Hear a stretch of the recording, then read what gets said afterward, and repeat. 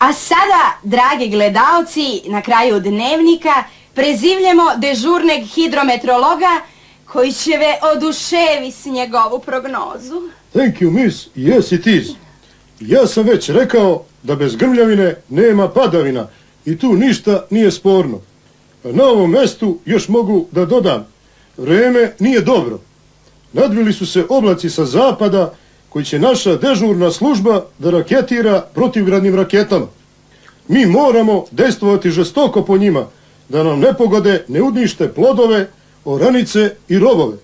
I u to ime ja vas pozdravljam i što bi rekao Mr. Cyrus Vance, thank you very much, and you are my destiny, I can't stop loving you forever, happy new year, every day i every little Morgan.